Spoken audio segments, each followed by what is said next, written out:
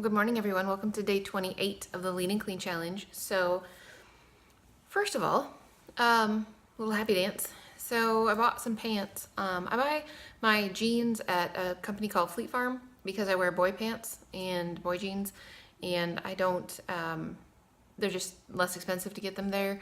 And they have a side pocket for my phone, which I really like the carpenter pants because they've got a pocket for my phone, and I really like that. So it's just easier for me to just order them. So back in the day, I was wearing a size 38 men's, and then a 36, and then a 35, and then a 34, and I've been at a 32 for a really, really long time. So I'm going to actually, so I was like, okay, I'm pretty much ready to be, I have a couple of size 30 jeans, and they just have been really, really super tight and haven't fit real well, and I've been like, okay, fine, whatever. So I finally went ahead and ordered a size 30. I wanted a pair of black pants, so I've ordered a pair of black pants, and they fit. Yay, super exciting. So they fit really well, actually. So I'm really excited about that. So I'm in a size 30-inch waist jean now, which I know for a lot of people is like, oh my gosh, that's not small. I get that. But it's really exciting to be comfortably in a size 30 waist pant. So, sweet. All right, so on to the food. It is actually, it's 10 afternoon right now, and I haven't eaten yet today, which is fine. I haven't been hungry up until recently. So I am actually going to I'm making something with my husband. I have leftovers in the refrigerator of the spaghetti sauce. They need to be eaten. I've got the vegan Parmesan cheese. So I've decided to make miniature pizzas. So there's a online website called The Big Man's World, and it's run by a really adorable looking kid. I assume he's in his mid-20s, maybe. I don't know. He looks really, really young. I haven't really read his background story or anything like that, but I have tried a couple of his recipes. He's big on paleo and gluten-free type stuff, but also on vegan things. So go check out his website. I will link the recipe for this. It's a 2-minute English muffin. So I'm going to make some English muffins in the microwave, of all places. You can make them in the oven, but in the microwave. And I've made them once before, and it worked out great. I was really surprised, actually, at how well it worked out. So I'm going to do it again. I'm going to toast them in my toaster, and then put toppings on them and broil them in the oven. I think that I could just toast them in the toaster oven, but I don't really want to do that because I don't really know how that'll turn out. So I'm just going to do what I know works. So let's go through the ingredients. I am making 3 English muffins, so I'm tripling this recipe. But I'm going to tell you right now what it is for 1 English muffin. So you need 1/3 cup of oats, rolled oats, and you're putting all of this into a container for the dry ingredients that you're going to blend together. So 1/3 cup of oats, 1 tablespoon of chia seeds, 1/2 teaspoon of baking powder. Those 3 things go in obviously a much smaller one if you're only going to make 1, but you blend that up till it's fine. It also does call for salt if you wanted to, and it's an optional pinch of salt. I'm opting not to. I don't think I put it in the last time I made it either, but anyways. So that gets blended, and then you want 2 tablespoons of unsweetened applesauce and 1 tablespoon of your milk of choice. So that will then be mixed into it after you've blended it. So I'm actually, like I said, going to triple this. So I'm going to do 1 cup of oats, which I have a 1/2 cup measuring device in my oats. It's always in there because the boys then can make themselves breakfast in the morning. So there's 1 cup of oats, and I'm going to use 3 tablespoons of chia seeds. The only problem I have using chia seeds is that they stick to everything after you've blended them or something and they get wet. Oh my gosh, they're so super sticky. They're so hard to get clean off of stuff, but oh well. Okay, so there's 3 tablespoons of chia seeds, and then I'm going to put 1.5, it's 1/2 teaspoon of baking powder. So I'm going to use 1.5 teaspoons of baking powder, which is also the same thing as 1/2 tablespoon. And I happen to have a half tablespoon measuring device, so that's what I'm going to use. Okay, so that goes in there, and then we're going to blend that. I'm going to blend it until it's finely ground, and then I'm going to put the liquid measuring stuff in it. So let me do that real quick, and I'll be right back with you. All right, so there it is once it's all finely ground up. I'm going to put that in a container. Actually, I could probably still mix it in here, but it might be a little bit more difficult. So I'm just going to put it in a big glass measuring cup. Then you're going to put in 6 tablespoons of applesauce, unsweetened applesauce. That's the kind that we buy at Costco. 6 tablespoons of this.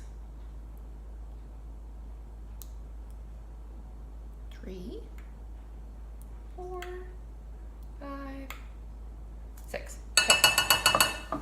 And then I need 3 tablespoons of milk. This would have been easier if I had just gotten out a little measuring device thingy, but whatever, no big deal. 1,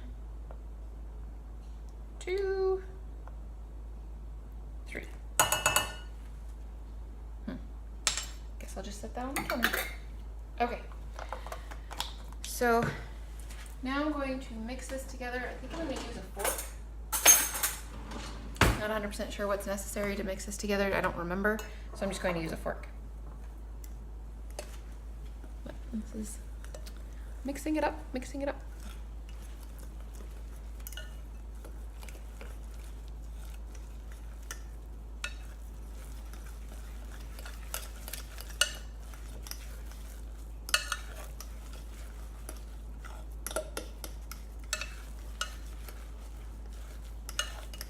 Okay, now it's all nice and mixed. There you go, nice and mixed.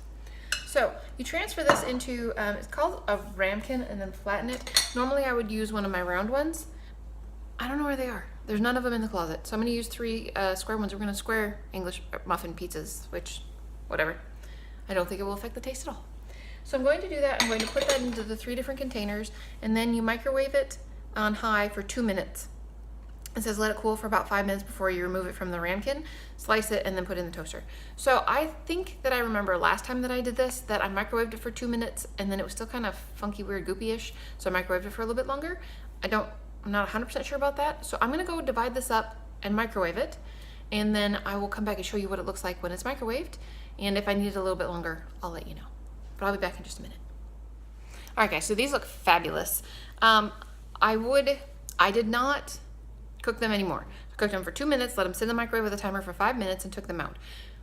I remember what I did last time now that I've done that. Take them out of the microwave, take them out of their little dish and flip them over and cook them for maybe like another 45 seconds to another minute. It's okay that I didn't, but I think that I probably should have. So that's what they look like. Looks like a little English muffin. So I'm really debating not putting them in the toaster because I don't want them to like get stuck in there because they're so small. But I mean, really, it's like a bread consistency for sure. They smell wonderful. Tastes good. Okay. I'm going to go try and put 2 of these in the toaster and see what happens. And if it works out okay, great. Then I'll do the other ones. If not, then I will probably put them in the toaster, the little oven that we have on the counter that's a toaster oven. It's actually a convection oven, a little one, but I think it does toasting too. So I'm gonna go put these. Maybe I'll just put them in the oven. I'm not just gonna put them in the convection oven and get them toasty in there. I don't wanna lose them in my toaster. Okay, so I'm gonna go do that. Although I think you really could put these in the toaster. I'm pretty sure that you can. So yeah, I'm gonna go put these in the toaster. It's on the counter, like a for real oven toaster, and toast them for a few minutes and see what happens. And then when it's time to put them together, because my husband is out for a little bit yet, when it's time to put them together and put them in the oven, I'm just gonna put spaghetti sauce on them, sprinkle them with some Parmesan cheese, and put them in there under the broiler. So you will see the final product in just a little bit.